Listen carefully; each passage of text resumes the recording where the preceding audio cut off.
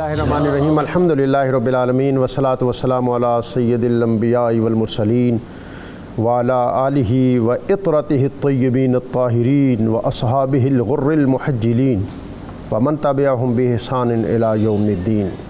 لفظ نور اور حرف روشنی سے آراستہ نور قرآن کے ساتھ طاہر بخاری آپ سے مخاطب ہے۔ ناظرین، گزشتہ دنوں سوشل میڈیا پر نیو یارک کی ایک بہت ہی معروف اور مصروف شاہراہ جو کووڈ-19 کے سبب اداس اور ویران تھی، وہاں پر ایک امریکی شہری بہت اداس لہجے میں لیکن بڑا دیوانہ وار اپنے ہم وطنوں کو پکار رہا تھا اور کہہ رہا تھا کہ سطوت اور قدرت نے تمہاری سطوت، طاقت اور قوت کو جھنجھوڑ کے رکھ دیا ہے۔ تمہاری قوت لرزہ براندام اور زمین بوس ہو کے رہ گئی ہے۔ اب بھی ہوش کر لو اور سنبھل جاؤ۔ تمہاری انا اور غرور اور تکبر جو ہے اس نے تمہیں ذلت کی پستیوں میں ڈال دیا ہے۔ اس نے کہا کہ اپنی گناہ آلود زندگی جس نے تمہیں تباہ کر دیا ہے اس سے توبہ کر لو اور اللہ کی آواز پر لبیک کہو۔ تمہارے ہاتھوں میں ظلم اور تمہاری زبانوں پر جھوٹ ہے۔ ناظرین، یہ بات صرف کسی ایک قریے اور خطے اور کوچے کی نہیں، کیا امریکہ، کیا برطانیہ، کیا اٹلی اور کیا پاکستان۔ یوں لگتا ہے کہ لمن الملک اليوم، اس کا نقارہ جو کہ روز معاشر پہ ہے، آج ساری دنیا میں اس کے مناظر اور مظاہر دنیا دیکھ رہی ہے۔ اور دوسری طرف انسانیت ہے کہ جو مادیت گزیدگی میں اس حد تک آگے بڑھ چکی ہے کہ قرآن پاک کے معنی اور مفاہیم ہمیں اس سوسائٹی پر اترتے ہوئے محسوس ہوتے ہیں کہ الہاکم التکاثر حتی زرتم المقابر، کہ تم کثرت کی ہوس میں اس حد تک چلے گئے یہاں تک کہ تم اپنی قبروں کو دیکھ رہے ہو۔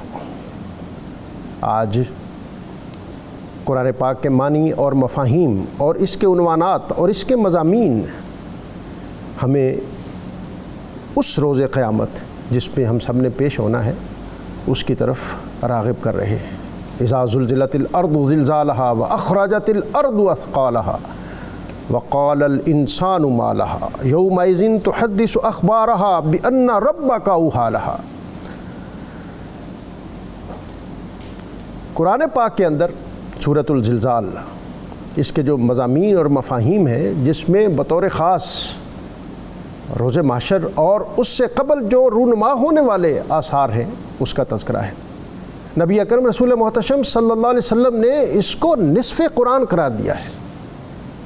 نبی اکرم صلی اللہ علیہ وسلم کی بارگاہ میں ایک شخص حاضر ہوا اور اس نے کہا، یا رسول اللہ مجھے تعلیم عطا فرمائیے۔ تو آپ نے کہا کہ الف لام میم والی 3 صورتیں ان کو پڑھ لو۔ اس نے کہا، یا رسول اللہ میرا ذہن کند ہے، میری زبان کمزور اور میری استعداد کم ہے، میں اتنا کچھ سیکھنے کا حوصلہ اور کیپیسٹی نہیں رکھتا۔ آپ نے فرمایا حامیم والی صورتیں پڑھ لو۔ اس نے پھر اپنا عذر پیش کیا۔ پھر نبی اکرم رسول محتشم صلی اللہ علیہ وسلم نے اس کو سورۃ الزلزال اس کی تعلیم عطا فرمائی۔ وہ شخص خوشی سے اٹھا اور اس نے کہا کہ یا رسول اللہ میں اس پر اب نہ کوئی چیز کم اور نہ کچھ زیادہ کروں گا۔ نبی اکرم صلی اللہ علیہ وسلم نے اسے جاتے ہوئے دیکھا اور پھر فرمایا کہ یہ شخص کامیاب ہو گیا، یہ شخص نجات پا گیا۔ اسی سورہ مبارکہ میں کی دوسری آیت وَأَخْرَجَتِ الْأَرْضُ أَثْقَالَهَا، کہ زمین اپنا سب بوجھ نکال پھینکے گی۔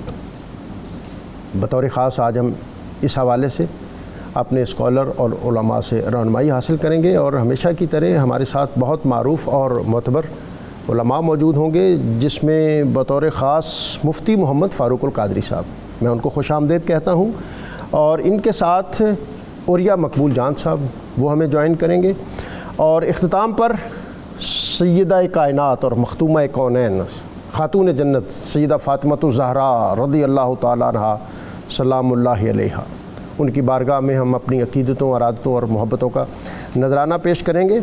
میرا سلام عقیدت ہے اس گھرانے کو حسین پال کے جس نے دیا زمانے کو، اور اس کے لیے آج ہمارے ساتھ موجود ہوں گے پروفیسر محمد ایوب بھٹی۔ مفتی صاحب، آج کا موضوع سورۃ الزلزال، ایک تو میں چاہوں گا کہ اس کا اجمالی آپ جو خاکہ ہے وہ پیش کر دیں، اور دوسرا اس کے ساتھ یہ ہے کہ بطور خاص جو آج کا ہمارا موضوع ہے وہ وَأَخْرَجَتِ الْأَرْضُ أَثْقَالَهَا، کہ اس حوالے سے کہ کیا چیزیں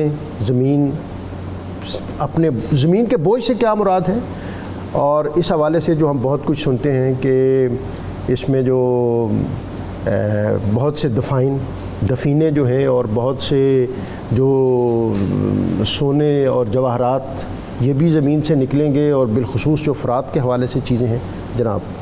بسم اللہ الرحمن الرحیم۔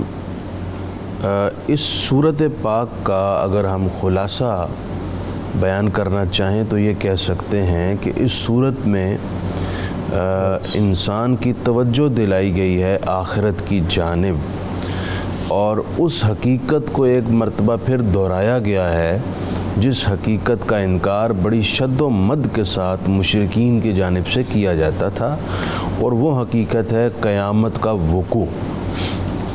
تو اس صورت مبارکہ میں ایک مرتبہ پھر اسی بات کا بیان کیا گیا ہے کہ زمین بڑی شدت کے جھٹکوں سے ہلے گی اور قیامت قائم ہوگی۔ جب قیامت قائم ہوگی تو زمین اپنا سارا بوجھ نکال باہر پھینکے گی۔ وَأَخْرَجَتِ الْأَرْضُ أَثْقَالَهَا، دراصل یہاں پر دو مختلف اوقات کا ذکر ہے۔ جب ابتدائی جھٹکے آئیں گے اور زمین بڑی شدت سے ہلے گی، پہاڑ زمین بوس ہو جائیں گے، آسمان پھٹ جائیں گے، کائنات فنا ہوگی، یہ وہ وقت ہے جب پہلی مرتبہ سور پھونکا جائے گا اور قیامت قائم ہوگی۔ پھر جب دوسری مرتبہ سور پھونکا جائے گا تو جتنے انسان وقوع قیامت کے وقت مر چکے تھے یا اس سے پہلے مر کے دفن ہو چکے تھے، زمین وہ سارے کا سارا اپنا بوجھ باہر نکالے گی۔ چونکہ یہاں پر اثقالہا فرمایا گیا جس میں صرف انسان کی ہی تخصیص نہیں ہے، زمین کے اندر جتنا بوجھ ہے، چاہے وہ سونے کا ہے، چاندی کا ہے، جواہرات کا ہے، ہر طرح کا بوجھ اور خزانہ وہ سب کچھ باہر نکال دے گی۔ اور اس وقت زمین یومئذ تحدث اخبارا، اس دن زمین اپنی خبریں بھی بتائے گی۔ اس آیت پاک کی تشریح میں نبی پاک علیہ السلام نے خود ارشاد فرمایا کہ تم زمین سے اپنی حفاظت کرو، کیونکہ زمین تمہارے ہر عمل پر خاموش گواہ ہے۔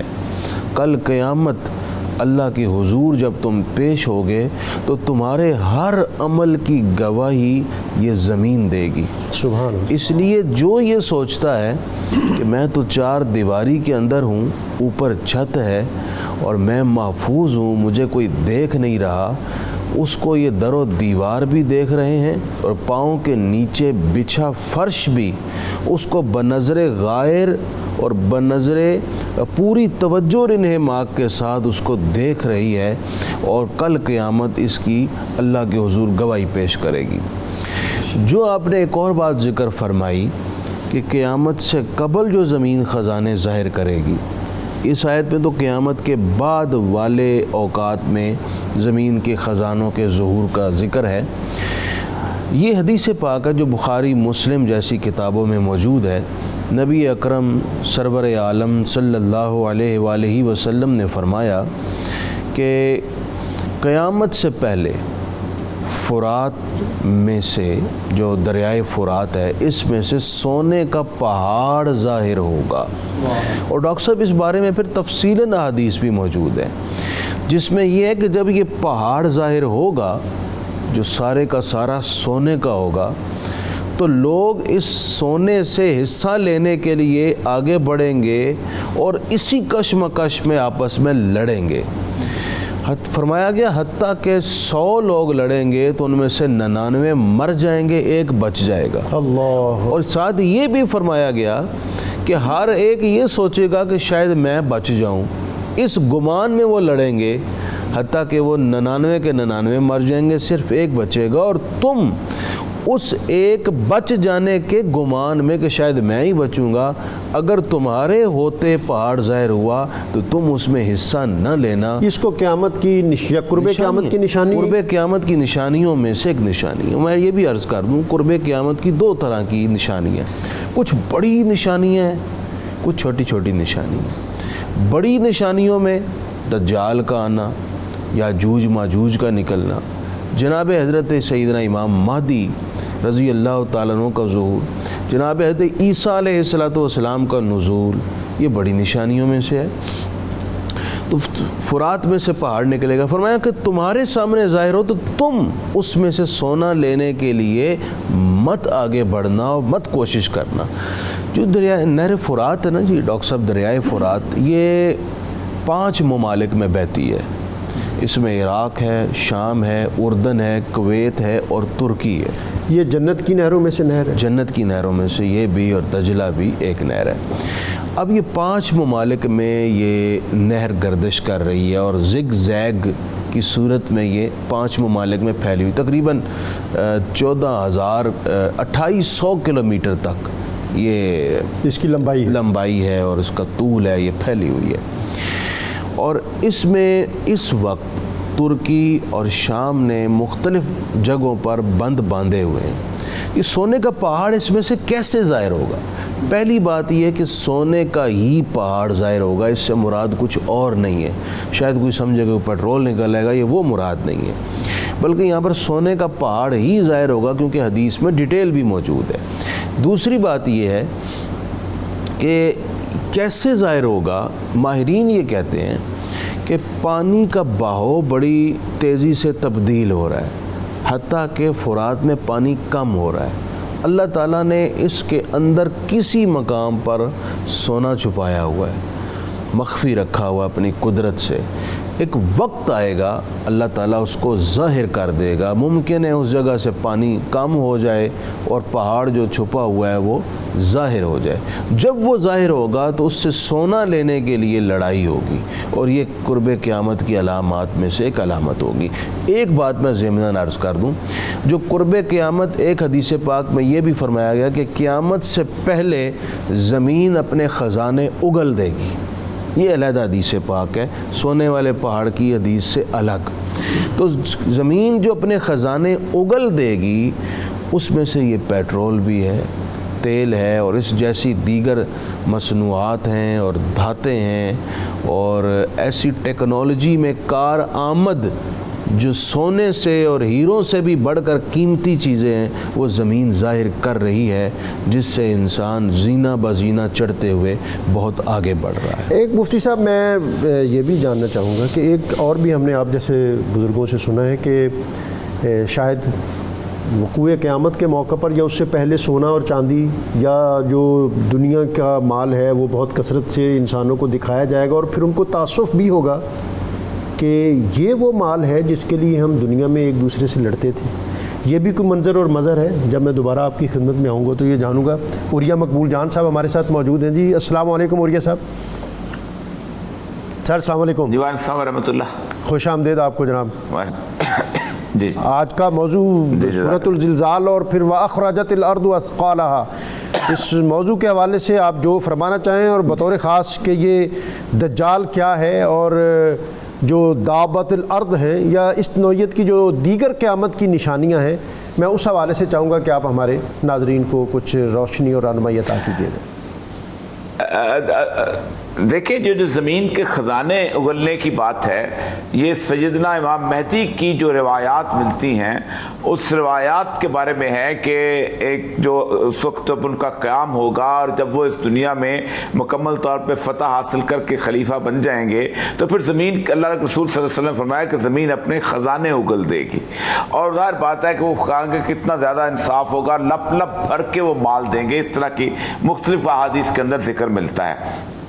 اچھا، اصل مسئلہ یہ ہے کہ فتن کی جتنی بھی احادیث ہیں ان میں فقہات ایک تخصص کرتے ہیں، اور بلکہ جتنے بھی احادیث کے محدثین بھی ایک تخصص یہ کرتے رہے ہیں کہ جہاں رسول اکرم صلی اللہ علیہ وسلم نے قسم کھا کے کہی بات کہ ایسا ہوگا، وہاں کسی قسم کی کوئی تشبیہ استعمال نہیں ہوگی اس کو سمجھنے کے لیے، اور اس کی وجہ بنیادی طور پہ یہ ہے کہ وہاں صرف، اور وہ صرف ایک حدیث ہے جہاں آپ نے خاص طور پہ کہا کہ میں محمد صلی اللہ علیہ وسلم جس کے قبضہ قدرت نہیں اللہ تبارک تعالیٰ، اس کی قسم کھا کے کہتا ہوں کہ تم میں عیسیٰ ابن مریم ضرور اتریں گے، اور باقاعدہ آپ کی والدہ کا نام اور سیدنا عیسیٰ کا نام پکار کے آپ نے فرمایا کہ اتریں گے. تو وہ اس کے بارے میں تمام فتن کے علماء یہ کہتے ہیں کہ وہ تو اسی طرح وہی اتریں گے، لیکن باقی تمام چیزوں کے بارے میں ہر دور کے اندر انٹرپریٹیشنز ہوتی رہی ہیں، اور وہی انٹرپریٹیشن اگر ہم کریں گے تو تب ہی ہم فتن کو سمجھ سکتے ہیں. میں تھوڑا سا سونے کے پہاڑ کی جو ذکر ہو رہا تھا، یہ دنیا کی تاریخ کا عجیب و غریب واقعہ ہے. اور کیونکہ ایک بات ہے کہ آج اگر ہم بات کریں گے تو وہ جیولوجیکل ایکسپلوریشنز والے لوگ جو ہیں وہ کہیں گے کہ ہم نے زمین کے 3-4 میل تک نیچے تک کا جو پورا علاقہ ہے، اس علاقے کے اندر ہم نے جو سروے کیے ہیں، اس سروے سے ہمیں اندازہ ہو گیا ہوا ہے کہاں کیا منرلز ہیں. اس وقت دنیا کا نقشہ ان کے سامنے ہے، اور وہ بہت نیچے جا کے تو پھر جیسے کہتے ہیں آگ ہے، اور اس کے بعد آگ کا ایک سمندر ہے، اور سارا کچھ چلا آ رہا ہے، لاوا جس کو کہتے ہیں. تو اس کا مطلب یہ ہے کہ زمین میں اس وقت مطلوب جتنی بھی چیزیں ہیں وہ تو انسان کی نظروں کے سامنے اللہ نے واضح کر دیں.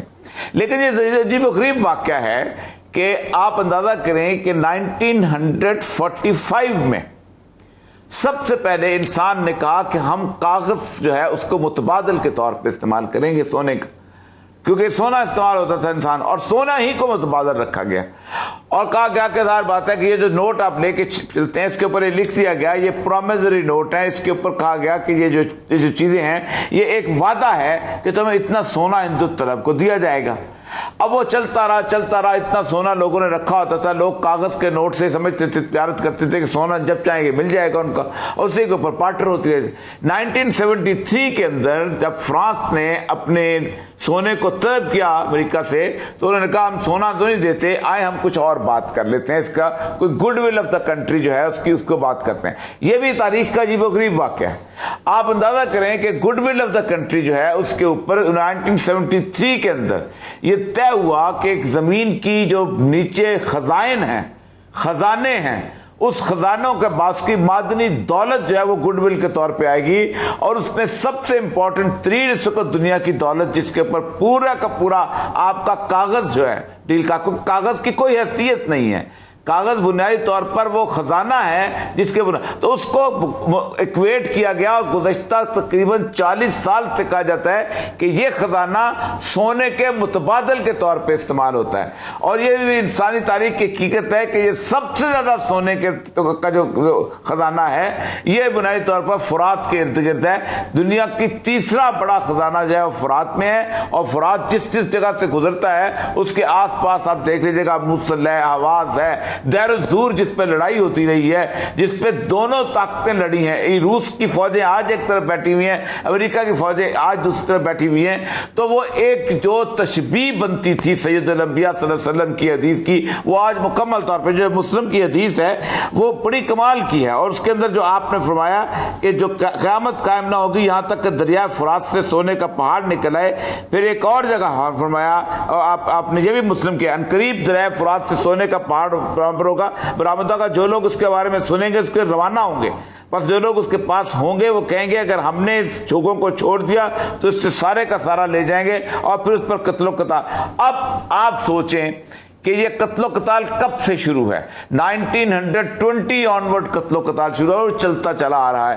بہرحال ایک انٹرپریشن ہے، ہر بندہ اس سے اختلاف بھی کر سکتا ہے.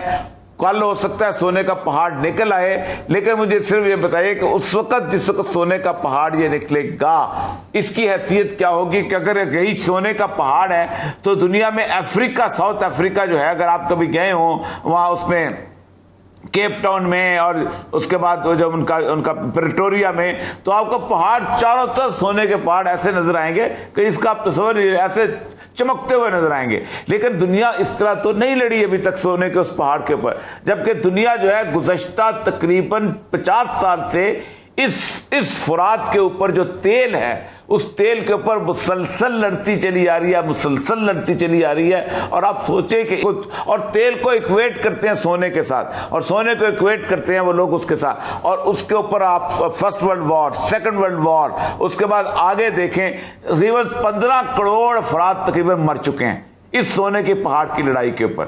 اور اتنی بڑی لڑائی تو نظر نہیں آتی کہیں آئندہ آنے والی صورتحال کے اندر جب ہو جائے. تو ایک تو بات یہ ہے کہ میری انٹرپریٹیشن یہ ہے، کوئی بھی قدامت رسول اللہ صلی اللہ علیہ وسلم کی حدیث کے بارے میں آپ جو بھی اس کی انٹرپریٹیشن کی رائے رکھیں گے، اور خصوصاً فتن کے بارے میں، وہ آنے والا وقت ہی بتائے گا کہ آپ کی انٹرپریٹیشن کیسی تھی اور کیسی سچ تھی. تو لیکن وہ لڑائی جو ہے وہ قائم ہے، چلتی چلی جا رہی ہے، اور اگلے 2-3 سال میں انٹرپریٹیشن یہ ہے کہ اتنی سخت ہو جائے گی، اتنی سخت. اور دوسری بات یہ ہے کہ یہی وہ علاقہ ہے، میں دیکھ کے آیا ہوں، وابق اور آباق کا علاقہ ہے کہ جہاں پر آخری ملامت الکبریٰ کا میدان سجنا ہے، اور وہ میدان بھی فرات کے کنارے ہے.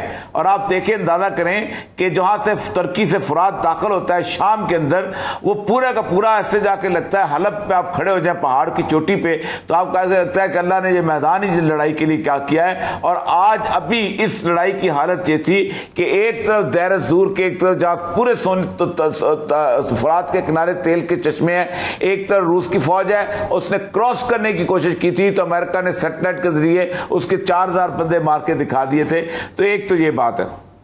دوسری جہاں تک اس بات کا تعلق ہے کہ اب جو صورتحال بن رہی ہے، اب آپ نے دجال کے بارے میں پوچھا. دجال اصل میں جو اس کی آخری نشانیاں ہیں، جو نکلنے کی نشانیاں ہیں، وہ بالکل آخر کے وقت ہے. کیونکہ جو حدیث کی وہ حدیث ہے، مشہور حدیث جو ہے کہ بیت المقدس کی آبادی، بیت المقدس خراب الجسر، یثرب کی ویرانی ہے.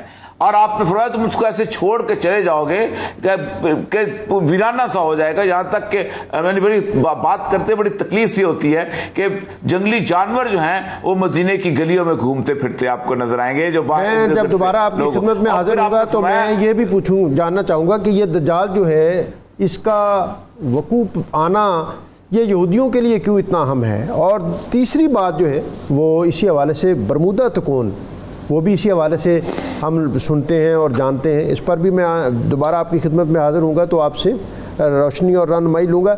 مفتی صاحب، یہ قیامت یا قرب قیامت کے حوالے سے اسی سورہ میں کہ زمین اپنی خبریں، یعنی زمین جو ہے وہ بطور گواہ پیش ہوگی، اور جو کچھ اس کے اوپر وقوع پذیر ہوتا رہا ہے کیا وہ تکلم کر کے اپنی جو روداد ہے وہ بیان کرے گی اللہ رب العزت کی بارگاہ میں. ابھی بیان فرمائیں گے یا بریک کے بعد؟ جیسے آپ، جو آپ کے پاس وقت ہو، میں اسی کے تو میں چاہوں گا کہ جب بریک سے واپس آؤں تو آپ اس پر ہمیں ضرور بتائیں، تاکہ جو ہماری ایک ہے، جو ایک سرکشی کی اور جس طرح جو کچھ چاہتے ہیں ہم کرتے جاتے ہیں جی، تو اس میں شاید ہمارے لیے کوئی تنبیہ ہو. ناظرین، آج ہم سورۃ الزلزال اور بالخصوص جو قرب قیامت اس کی نشانیاں اس حوالے سے اپنے علماء سے بات کر رہے ہیں. یہاں وہاں ایک وقت ہے بریک کا، بریک سے واپس آئیں گے تو اپنے علماء سے مزید رہنمائی لیں گے.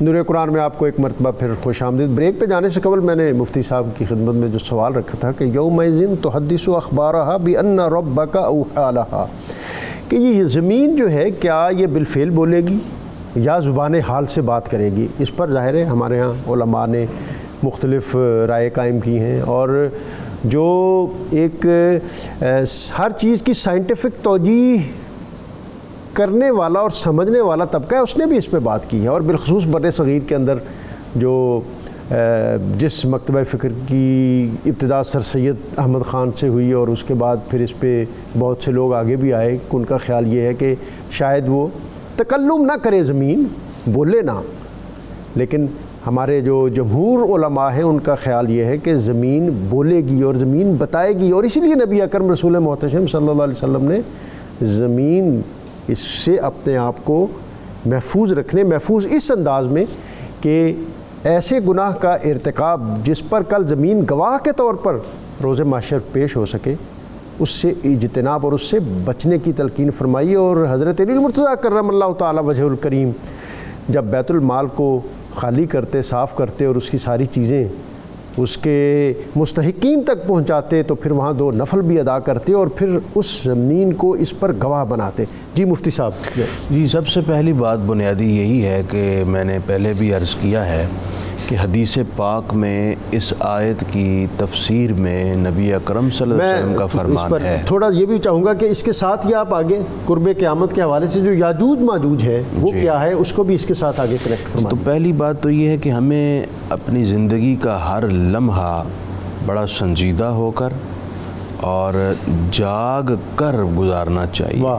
کوئی لمحہ غفلت میں یا خطا اور گناہ کی نظر نہیں کرنا چاہیے، کیونکہ زمین ہمارا ایک ایسا گواہ ہے جو ہر لمحے ہمیں دیکھ رہا ہے، اور کل قیامت یہ اللہ تعالیٰ کے حضور ہمارے خلاف گواہی دے گا، اور اس وقت بندے کو اپنی صفائی میں کوئی حیل و حجت کرنے کی گنجائش نہیں رہے گی. جو یاجوج ماجوج کی آپ نے بات کی ہے یہ بھی حقائق میں سے ایک حقیقت ہے، اور قرب قیامت یہ حقیقت بھی ظاہر ہوگی جب حضرت سیدنا عیسیٰ علیہ السلام کا نزول ہو جائے گا. تو اس وقت اس کے بعد یہ خبر پہنچے گی کہ یاجوج ماجوج نکل آئے. تو جناب عیسیٰ علیہ السلام مسلمانوں کو لے کر ایک پہاڑ پر اکٹھے ہوں گے. پھر اس کے بعد طویل وقت کے بعد آپ کی دعا سے ان کی گردن میں کیڑا پیدا ہوگا، یہ سب مریں گے. اس بات کا ذکر سورہ یاجوج ماجوج کے نکلنے اور ان کے وجود کا ذکر سورہ کہف کے اندر موجود ہے. آیت نمبر 92 سے 97 تک یہ موجود ہے. یاجوج ماجوج انسان ہیں، حضرت نوح علیہ السلام کی اولاد میں سے ہیں، لیکن بہت زیادہ دہشت گرد ہیں، فتنہ و فساد برپا کرنے والے ہیں، اور احادیث کی روشنی میں یہ مختصر سے وقت میں جب یہ نکلیں گے تو زمین کا پانی پی جائیں گے، کھیتیاں اجاڑ دیں گے، انسانوں کو مار ڈالیں گے، بہت زیادہ فتنہ و فساد قائم کریں گے. جناب حضرت ذوالقرنین علیہ السلام نے، جن کا ذکر سورہ کہف میں موجود ہے، یہ جو آذربائیجان اور آرمینیا کے درمیان کی زمین ہے، مفسرین کی تصریح کے مطابق اس زمین کے لوگوں نے آپ سے ریکویسٹ کی تھی جب آپ مشرق سے مغرب تک کی سیاحت کے لیے نکلے کہ ہمیں یاجوج ماجوج کے فتنے اور ان کے فساد سے ہمیں بچائیں. یہ لوگ ظاہر ہوتے ہیں اور مار ڈالتے ہیں اور سب کچھ لوٹ لیتے ہیں، تو ہم بہت زیادہ تکلیف میں ہیں. تو حضرت ذوالقرنین علیہ السلام نے ان کی ریکویسٹ پر پھر ایک دیوار بنانے کی حامی بھری، اور وہ دیوار آپ نے 2 پہاڑوں کے درمیان بنائی. اس کو لوہے اور تانبے سے آپ نے اس دیوار کو قائم کیا. سوال یہ کیا جاتا ہے کہ یہ جو موجودہ دیواریں چین ہیں کہ کیا یہی وہ سد حضرت ذوالقرنین علیہ السلام ہے جو انہوں نے دیوار قائم کی تھی؟ نہیں، یہ وہ دیوار نہیں ہے. اس لیے کہ ایک تو یہ سیمنٹ اور پتھروں سے بنی ہوئی ہے، یہ اس میٹیریل سے نہیں بنی ہوئی جس کا ذکر قرآن نے کیا ہے. نمبر 2 یہ کہ یہ پہاڑ کی چوٹیوں پر بنی ہوئی ہے، اور وہ دیوار 2 پہاڑوں کے درمیان بنی ہوئی ہے. تیسری بات یہ ہے کہ اس دیوار پر تو سیر و سیاحت کے لیے لوگ آتے ہیں، دوسری جانب بھی دیکھتے ہیں، گھومتے پھرتے ہیں، اس دیوار پر چڑھتے ہیں، اس دیوار پر سیر کرتے ہیں، جبکہ وہ جو سد ذوالقرنین ہے وہاں ایسا سلسلہ نہیں ہے. پھر دوسرا سوال یہ ہوتا ہے کہ آج سیٹلائٹ کا دور ہے، زمین پر رینگتی ہوئی مختلف چھوٹے چھوٹے کیڑوں کو بھی دیکھ لیا جاتا ہے. تو کیا وجہ ہے کہ سد ذوالقرنین، دیوار حضرت ذوالقرنین ظاہر نہیں ہو رہی جس کے پیچھے یاجوج ماجوج چھپے ہوئے ہیں؟ تو اس کا 2-3 جواب دیے جا سکتے ہیں. سب سے پہلی بات یہ ہے کہ انسان نے اپنی تمام تر ترقی کے باوجود ابھی تک زمین کے ہر گوشے کو نہیں کھنگالا. بہت ساری باتیں آج سے پہلے صدی کے لوگوں پر ظاہر تھیں اور اس سے پچھلی والی صدی والے لوگوں پر ظاہر نہیں تھیں. اسی طرح آپ پیچھے چلیے، اسی طرح جو گزشتہ 100 سال میں لوگ گزر چکے ہیں ان کے علم میں نہیں تھا کہ 2020 میں یا ایک صدی بعد کیا ہونے والا ہے. اسی طرح آج کی ترقی ان سے چھپی ہوئی تھی. آج جو سائنسی ایجادات ہیں وہ اس سے ان چیزوں وہ چیزیں ثابت ہو رہی ہیں. کالر ہمارے ساتھ ہیں. السلام علیکم. جی میں السلام علیکم. محمود الحسن عابد بات کر رہا ہوں حضور. جی خوش آمدید آپ کو. جی محمود الحسن صاحب.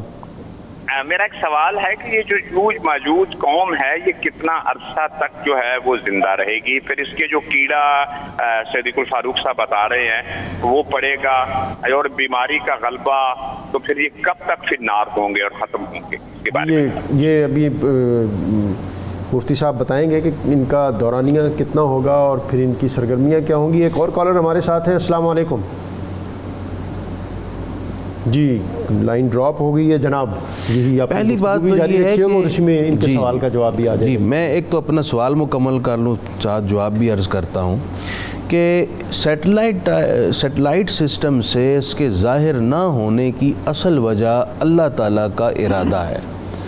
جب تک اللہ نے اس کو مخفی رکھنا ہے وہ مخفی رہے گا، جب وہ چاہے گا ظاہر کرنا کر دے گا، اور اس وقت وہ ایسے ظاہر ہوگا کہ سب کو نظر آ جائے گا. میدان تیہ میں بنی اسرائیل رہے 40 سال تک. میدان تیہ میں وہ قید رہے، نکلنے کی کوشش کرتے تھے، دن بھر چلتے رہتے تھے، لیکن جب شام ہوتی تو وہیں موجود ہوتے تھے جہاں سے صبح چلنے کا آغاز کیا تھا. تو اللہ تعالیٰ جل شانہ نے ایک میدان کے اندر انہیں 40 سال تک قید رکھا. بظاہر وہاں کوئی دیوار نہیں تھی کہ وہ انہیں نکلنے سے روک رہی ہو، لیکن اس کے باوجود وہ وہاں قید رہے. اسی طرح اللہ تعالیٰ جل شانہ کا ارادہ ہے، اس نے ان کو مخفی رکھنا تھا، مخفی رکھا، جب وہ چاہے گا ظاہر کرے گا. حدیث پاک میں یہ بھی ہے کہ یاجوج ماجوج اس دیوار کو توڑنے کی کوشش کرتے ہیں اور شام تک وہ جاری رکھتے ہیں اپنی کوشش، لیکن جب وہ شام کو واپس پلٹ جاتے ہیں تو کہتے ہیں ہم باقی کام صبح کریں گے. صبح جب وہ آتے ہیں تو اللہ تعالیٰ کی مرضی اور منشا سے وہ دیوار دوبارہ قائم ہو جاتی ہے. لیکن جب یہ لوگ نکلنے کا اسی طرح کوشش کریں گے تو اس وقت اللہ تعالیٰ کا بھی ارادہ ہوگا کہ اب یہ نکل آئیں، تو اس شام کو یہ کہیں گے انشاءاللہ باقی کام ہم صبح کریں گے. تو پھر یہ صبح جب آئیں گے تو دیوار اتنی ہی پائیں گے جتنی توڑ کر کل انہوں نے چھوڑی تھی. تو یوں یہ باہر نکل آئیں گے، فساد مچائیں گے. اب رہی یہ بات کہ یہ کتنا عرصہ رہیں گے، پہلی بات یہ ہزاروں سال سے آلریڈی موجود ہیں. اللہ تعالیٰ نے ان کے فساد سے بچانے کے لیے حضرت ذوالقرنین علیہ السلام کو یہ قوت اور قدرت دی، انہوں نے دیوار بنائی. ظاہر ہونے کے بعد یہ کتنے دن رہیں گے اس بارے میں حدیث کے اندر کوئی معین دن موجود نہیں ہے. وہ ممکن ہے کہ 1 مہینہ رہیں، کیا اس سے زیادہ رہیں، اس سے کم رہیں، ہم کوئی ایگزیکٹ ڈیٹ کوئی معین عرصہ جو ہے ان کا نہیں ہے. ہمارے ساتھ ایک کالر ہے بابر صاحب. السلام علیکم. السلام. جی آپ کو خوش آمدید. سر یہ سوال پوچھنا تھا، حضرت مہدی علیہ السلام اور حضرت عیسیٰ علیہ السلام ان دونوں نے واپس آنا، یہ سوال پوچھنا تھا سر. جی یہ سوال کے ساتھ میں عریہ صاحب کی خدمت میں حاضر ہوتا ہوں. عریہ صاحب ایک تو سوال یہ ہے کہ حضرت مہدی، امام مہدی علیہ السلام اور حضرت عیسیٰ علیہ السلام ان کے ظہور کے بارے میں ہمارے کالر نے پوچھا ہے. یقیناً انہوں نے تشریف تو لانا ہے، آپ کی زبان سے سنیں گے تو زیادہ بات وقی ہوگی. اور دوسرا بات جہاں پہ آپ نے آگے بڑھانے کا اندیا دیا تھا کہ، اور میں نے بھی درخواست کی تھی کہ دجال اور ان کا پھر یہودیوں سے تعلق اور برمودا ٹرائی اینگل، یہ قرب قیامت کے حوالے سے ان کی کیا سگنیفیکنس ہے جناب؟ دیکھیں ایک تو برمودا اس علاقے کے اندر ہے کہ جس علاقے کا تذکرہ جو ہے وہ قرآن پاک میں اس طرح نہیں ملتا، کیونکہ اس سرزمین کے اندر ہی ملتا. حدیث میں بھی ذکر اس کا ہوتا ہے، اگرچہ کہ وہ ایک جگہ ایک ایسی ہے کہ جہاں زمین کی وہ جسے کہتے ہیں کہ گریویٹیشن فورس بن چکی ہوئی ہے اور وہاں چیزیں غائب ہو جاتی ہیں، اور وہاں ایک عین سمندر کے درمیان بیچ میں جگہ ہے، اور وہ سمندر اس کے نیچے کوئی چیز ہو تو ہو. اب جہاں تک اس بات کا تعلق ہے اپنا دیوار والے واقعے کا، قرآن پاک میں یاجوج اور ماجوج کا ذکر 2 جگہ پہ آیا ہے. ایک سورہ کاف میں آیا ہے، اور دوسری بڑی کمال کی بات ہے جس کی تفسیر علامہ اقبال نے کی ہے اور بڑی حیران کن بات ہے، وہ ہے سورہ انبیاء. اللہ فرماتے ہیں کہ وَحَرَامٌ عَلَىٰ قَرْيَةٍ أَهْلَكْنَاهَا أَنَّهُمْ لَا يَرْجِعُونَ. ہم نے ایک بستی کو ہلاک کر دیا اور اس کے رہنے والوں کو وہاں پر آنا اس کا حرام قرار دے دیا، انہم اب واپس نہیں آئیں گے. اب پھر فرمایا حتیٰ اذا فتحت یاجوج و ماجوج وہم من کل حدب ینسلون، اور جب ہم یاجوج اور ماجوج کو کھول دیں گے اور پھر اس کے بعد وہ لوگ جو ہیں وہ چڑھ دوڑے. حدب کہتے ہیں بلندی میں، وہ بلندی سے تم پر حملہ آور ہوں گے۔ آپ اندازہ کریں کہ اس کی تفسیر میں جو حدیث ملتی ہے بڑی کمال کی ہے کہ رسول اکرم صلی اللہ علیہ وسلم اچانک ایک دن بیدار ہوئے اور آپ کے ماتھے پہ پسینہ تھا اور آپ نے 3 دفعہ فرمایا ویل للعرب، عرب کے لیے تباہی، عرب کے لیے تباہی۔ ہماری والدہ، ہماری ماں سیدہ زینب بنت جحش موجود تھیں، انہوں نے فرمایا یا رسول اللہ کیا ہوا؟ فرمایا من شر قد اقترب، ایک فتنہ بہت نزدیک آ گیا۔ فتنے کے بارے میں جب سوال کیا گیا تو آپ نے فرمایا کہ یاجوج ماجوج نے جو دیوار بنائی تھی، کوئی خلاف ذوالقرنین نے جس کا ذکر آتا ہے، جس وقت وہ یکادون لا یفقهون قولا، ایک ایسی قوم ہے کہ جس کو جو یہیں آباد ہے اور جس زبان اپنی سمجھو، جس کے بارے میں کہا گیا کہ یہ فساد فی الارض کرتے ہیں، اور زمین پر فساد فی الارض کرتے تھے، زمین پر موجود تھے۔ اور اس کو ذوالقرنین کی جو بارے میں جو جغرافیہ بتایا گیا ہے، خصوصاً عین حمیہ کا جو ذکر کیا گیا ہے، یہ باسفورس کے علاقے کے اندر دلدلی جھیل کا، وہ سارا تو حدیث کے اندر جو ہے وہ موجود ہے۔ تو وہ اس کا مطلب یہ ہے کہ رسول اللہ صلی اللہ علیہ وسلم کے زمانے میں وہ سوراخ کر لیا تھا۔ اب تاریخ اس کو باقاعدہ ثبوت دیتی ہے اس دیوار کے ٹوٹنے کا۔ آپ حیران ہوں گے کہ اس دیوار کے ٹوٹنے کے بارے میں رسول اکرم صلی اللہ علیہ وسلم کے بارے میں، اس بارے میں جو کیسپین کے اوپر کا علاقہ ہے، جو جغرافیہ آذربائیجان کا جنہوں نے بتایا اس کے اوپر کا علاقہ، وہاں اس زمانے میں 6 صدی عیسوی میں بہت بڑا سیلاب آیا تھا، اور کہتے ہیں کہ انسانی تاریخ کا حضرت نوح کے بعد سب سے بڑا سیلاب تھا جس نے اس دیوار کے وہ سارے کے سارے ریمننٹس جو ختم کر دیے۔ اب اس کے بارے میں یاجوج اور ماجوج کی ڈیفینیشن کے بارے میں بڑی کمال قسم کی ایک کمال کی حدیث ہے کہ آپ نے فرمایا کہ یاجوج اور ماجوج کیا کریں گے اگر کھول دیا گیا؟ اگر پوچھا گیا سیدہ زینب بنت جحش نے، فرمایا اگر انہیں کھول دیا گیا تو یہ معاش میں فساد پیدا کریں گے، disturbance in the economic system of the world.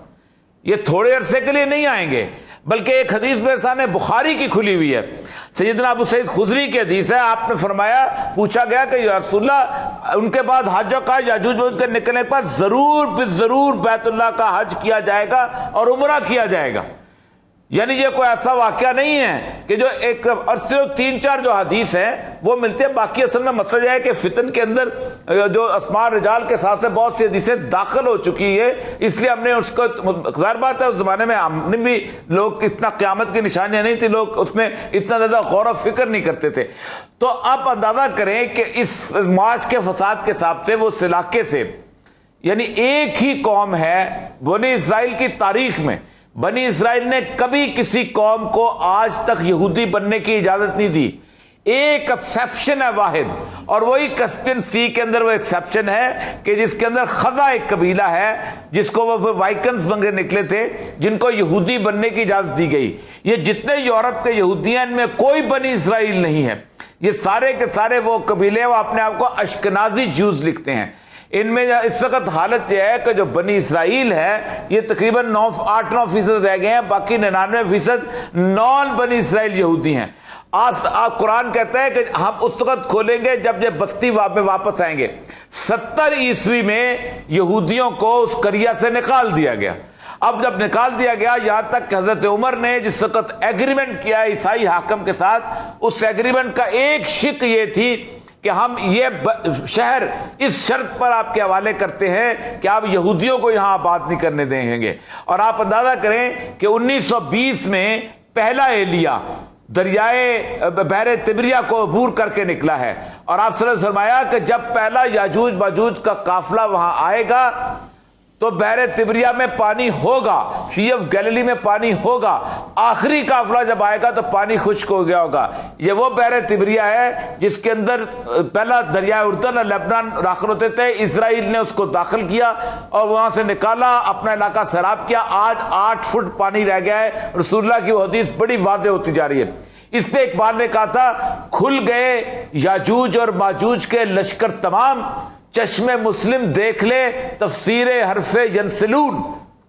یہاں کہتا ہے میں کل حدب ینسلون۔ اب حدب میں اگر آپ انٹرپریٹیشن کرتے رہیں گے پہاڑوں کی چوٹیوں میں تو آپ اس معاش میں فساد پہ نہیں پہنچ سکیں گے۔ آپ اندازہ کریں اس وقت دنیا کا جتنا سسٹم ہے وہ سارے کا سارا جو ہے سیٹلائٹ سے آتا ہے، سیٹلائٹ سے آپ کی فحاشی اور ریانی آتی ہے، سیٹلائٹ سے آپ کی بینکنگ سسٹم چلتا ہے، سیٹلائٹ سے آپ کی سرولنس ہوتی ہے، یہ تمام چیزیں وہاں سے ہو رہی ہیں، اور مکمل طور پر وہ جو ہے نا وہاں حتی اذا فتحت یاجوج و ماجوج، قرآن وَهُمْ مِنْ كُلِّ حَدْبٍ جَنْسٍ، اور آخری جو حدیث اور جب کمال کی بات ہے، اور یہ حدیث جو ہے یہ طبرانی کی ہے کہ جب وہ زمین والوں کو فتح کریں گے تو پھر آخر کے وہ کہیں گے کہ ہم آسمان والوں کی طرف وہ کریں، اور وہ تیر پھینکیں گے۔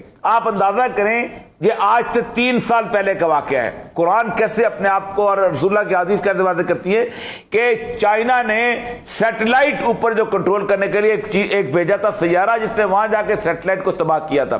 یعنی اب یہ جس وقت زمین پہ قبضے کی جنگ مکمل ہوگی تو اوپر جا کے وہ وہاں پر آ کے وہ جنگ جو ہے وہ لڑے گے، اور وہاں جا کے تو یہ چیزیں ایک انٹرپریٹیشن ہے، اس سے اختلاف بھی کیا جا سکتا ہے، اور اس سے لیکن 19 جو بستی میں واپس آنے کا سال ہے وہ 1920 ہے، 2000 سال بعد واپس آئے ہیں۔ قرآن کہتا ہے اس وقت واپس آئیں گے کہ یاجوج اور ماجوج کو کھول دیا جائے گا، اور اللہ تعالیٰ نے اقبال کو جو بصیرت قرآن کی عطا کی تھی، اقبال نے اس وقت پکار اٹھا تھا کہ دیکھو رسول اللہ کی حدیث کیسے سچ ثابت ہوئی کہ ادھر وہ بستی میں واپس آئے 2000 سال کے بعد، وَحَرَامٌ عَلَىٰ قَرْيَةٍ أَهْلَكْنَاهَا أَنَّهُمْ لَا يَرْجِعُونَ حَتَّىٰ إِذَا فُتِحَتْ۔ اب دیکھو یاجوج اور ماجوج کا جو لشکر ہے بحر، اور وہ آئے بھی بحر تبریہ کو کراس کر کے ہیں، اسی دریا کو کراس کر کے ہیں۔ تو اس کا مطلب یہ ہے کہ ہم اس ایج کے اندر زندہ ہیں۔ اصل مسئلہ یہ ہے کہ اس ایج کے اندر وہ بحثیت قوت جس کو دبریں گے، جو آئیں گے، اور جو صورتحال بنے گی وہ جو ہے وہ کیسی ہوتی ہے، وقت کے ساتھ ساتھ آئیں گی، کیونکہ رسول اللہ کی جو احادیث فتن کے بارے میں ہیں، مثلا لونڈی اپنے آقا کو جنم دے گی، سب سے بڑی حدیث ہے، حدیث جبرائیل کے اندر ہے، اس کی آج تک فقہاء نے 50 انٹرپریٹیشن کی ہیں، محدثین نے کی ہیں، لیکن ابھی تک وضاحت نہیں ہو پائی اس، حالانکہ وہ بنیادی حدیثوں میں سے ایمان کے اس کے جو حساب سے متفق علیہ حدیثوں میں سے ہے، اسماء رجال کے حساب سے بھی جسے کہتے ہیں صحیح الاسناد حدیثوں میں سے ہے، لیکن انٹرپریٹیشن کرتے کرتے ایک وقت ایسا آئے گا کہ ہمیں سامنے کھل جائے گا کہ یہ جو سسٹم بن گیا ہوا ہے، یہ سسٹم کیسے ہم پہ حملہ آور ہوتا ہے۔ اور یہ صاحب بہت شکریہ۔ میں مفتی صاحب ایک چیز جاننا چاہوں گا کہ ایک تو کویسچن بھی تھا حضرت امام مہدی اور حضرت عیسیٰ کے ظہور کا، دوسرا چونکہ یہ اختتامی لمحات ہیں تو ایک میں چاہوں گا کہ آپ اس سارے آج کے موضوع کو وائنڈ اپ بھی کریں، اور پھر وائنڈ اپ کرتے ہوئے میں یہ چاہوں گا کہ کیا محض یہ جاننا کافی ہے قرب قیامت اور اس کی نشانیاں، یا اس کے لیے ہمیں اپنی زندگی میں کوئی تبدیلی لاتے ہوئے آخرت کی فکر کرتے ہوئے کچھ اس کا سامان بھی کرنا چاہیے؟ قرب قیامت کی علامات کے بیان کا بنیادی طور پر مقصد ہی یہی ہے کہ ایک تو اللہ تعالیٰ سے پناہ مانگی جائے کہ ہم اس آزمائش میں نہ پڑیں، دوسری بات یہ اگر کوئی آزمائش میں پڑ جائے تو اس کے ساتھ علمی اسلحہ ہوگا، علمی ساز و سامان ہوگا تو وہ ان آزمائشوں میں ثابت قدم رہے گا اور اپنے ایمان کو متزلزل نہیں ہونے دے گا۔ دوسری بات یہ ہے کہ چونکہ قیامت کی نشانیوں کی انٹرپریٹیشن کی بات ہو رہی ہے تو مجھے تو محسوس ہوا ہے جیسے یاجوج ماجوج نکل چکے ہیں اور ظاہر ہو چکے ہیں، جبکہ حدیث پاک میں تو یہ ہے کہ عیسیٰ علیہ السلام کے نزول کے بعد جب آپ ایک پہاڑ پر مسلمانوں کو لے کر آئیں گے اس وقت خبر پہنچے گی یاجوج ماجوج نکلے ہیں، اور پھر آپ دعا فرمائیں گے ان کے فتنہ و فساد کے نتیجے میں، تو آپ کی دعا سے کیڑے پیدا ہوں گے، باقاعدہ ان کی موتیں ہوں گی۔ تیسری بات میں ایک اور یہاں پر کرنا چاہوں گا کہ دجال کا جو فتنہ ہے اس کے بارے میں باقاعدہ نبی کریم صلی اللہ علیہ وسلم صحابہ کرام کو اس سے پناہ مانگنے کی تلقین فرمایا کرتے تھے کہ تم اللہ، دراصل ہمارے لیے تھا نا، تو آپ صلی اللہ علیہ وسلم کو تو پتہ تھا صحابہ کے دور میں اس نے ظاہر نہیں ہونا، ہمارے لیے یہ تلقین تھی کہ تم یہ نسل در نسل بات آگے پہنچنی چاہیے کہ ہر مسلمان اس سے پناہ مانگے۔ تیسری بات یہ حدیث پاک میں یہ بھی فرمایا گیا کہ سورہ کہف کی پہلی ابتدائی جو 10 آیات ہیں یہ دجال کے فتنے سے بچانے میں ممد و معاون ہیں، لہٰذا یہ جو 10 آیتیں ہیں یہ خود بھی یاد ہونی چاہیے، اگر ہمارے زندہ ہوتے یہ فتنہ ظاہر نہ ہوا، آنے والی نسلوں میں ہوگا، اپنے بچوں کو تلقین کر جائیں، اور ان کو وصیت کر جائیں کہ وہ اپنی نسلوں کو آگے پہنچائیں، کم از کم یہ 10 آیتیں یاد ہوں گی تو علمی اسلحہ یہ ہے جو دجال سے بچائے گا۔ حدیث پاک میں یہ بھی بیان کیا گیا ہے کہ دجال کے حمایتی اور ساتھی کون ہوں گے۔ دجال اکیلا نہیں ہوگا، اس کے ساتھ مسلم شریف کی حدیث ہے کہ 70,000 یہودی مل جائیں گے۔ اور نبی کریم صلی اللہ علیہ وسلم کے صحابی حضرت تمیم داری جب دجال سے جا کر ملے، کیونکہ آپ سمندری سفر پر تھے تو ایک جزیرے میں نکل گئے اور وہاں دجال سے ملاقات ہوئی ایک جزیرے کے اندر۔ آپ نے سارا واقعہ آ کر نبی کریم علیہ السلام کو سنایا تو آپ صلی اللہ علیہ وسلم نے تصدیق فرمائی کہ ہاں وہ دجال ہی تھا۔ اس کا مطلب یہ کہ دجال بھی اس وقت موجود ہے، زمانہ رسالت میں بھی موجود تھا، ایک خاص وقت تک وہ قید ہے، پھر جب اللہ تعالیٰ چاہے گا اسے ظاہر کرے گا، فتنہ فساد پھیلائے گا۔ بس آخری بات کرنے لگا ہوں، آپ صلی اللہ علیہ وسلم سے پوچھا کہ یا رسول اللہ دجال کہاں سے نکلے گا؟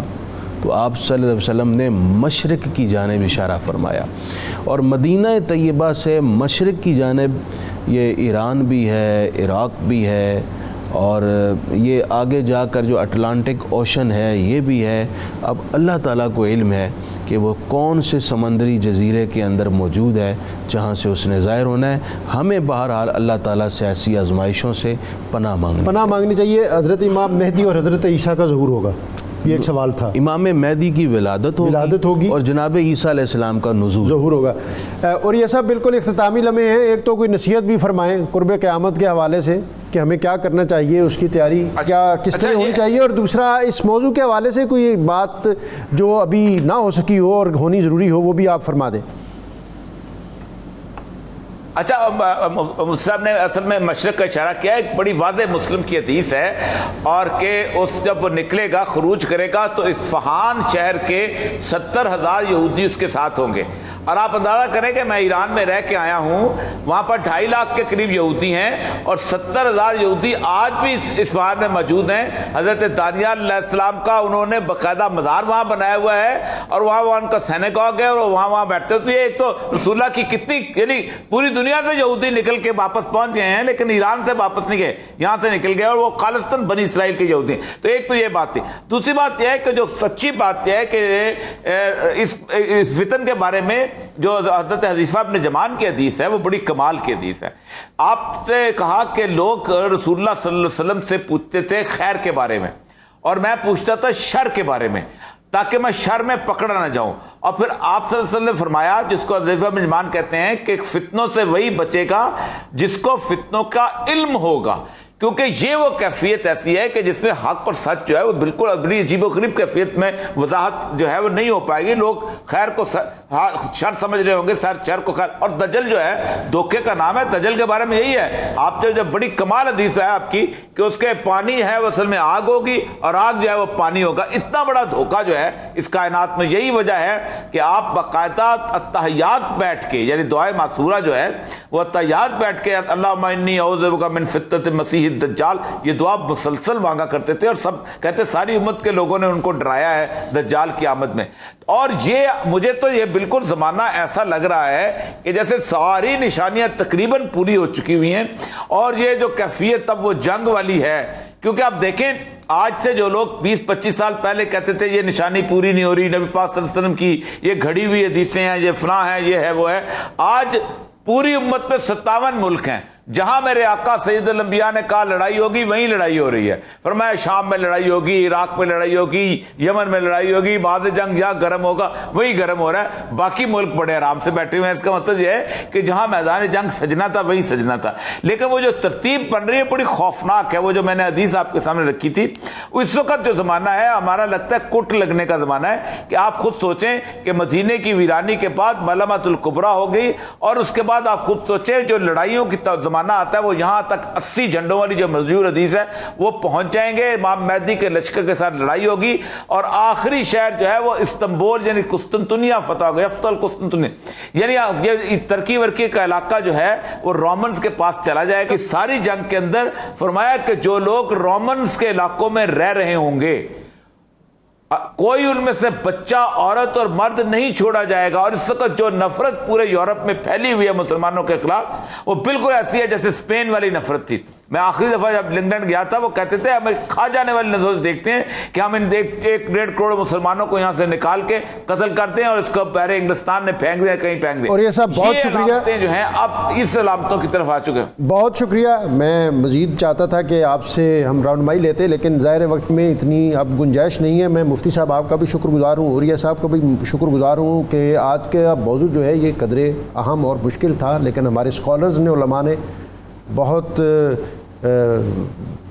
جامع انداز میں اس پر گفتگو کی ہے. اور یقیناً جو در زہرا کی خیرات ہو اور باب مدینۃ العلم کی عطا ہو تو پھر بات سے بات اسی طرح نکلتی ہے اور چراغ سے چراغ اسی طرح جلتا ہے. چونکہ وقت اب بہت کم ہے. آج کا وظیفہ ربی اشرح لی صدری ویسر لی امری واحلل عقدۃ من لسانی یفقہوا قولی. جس شخص کو علوم اور تحصیل علم کے حوالے سے کوئی دقت ہو وہ اس وظیفے کو آپ حرز جاں بنائیں. اللہ تعالیٰ اس کے لیے تحصیل علم کے راستے آسان کر دے گا. مہمانوں کے لیے کے ساتھ سیدہ طیبہ طاہرہ خاتون جنت حضرت فاطمۃ الزہراء رضی اللہ تعالی عنہا آپ کی خدمت میں عقیدتوں اور عادتوں اور محبتوں کا نذرانہ پیش کرنے کے لیے پروفیسر محمد ایوب بھٹی صاحب. السلام سیدہ بنت رسول، السلام فاطمہ زہرا بطول، السلام نور چشم مصطفیٰ، السلام فاطمہ شان خدا، السلام دختر خیر الورا،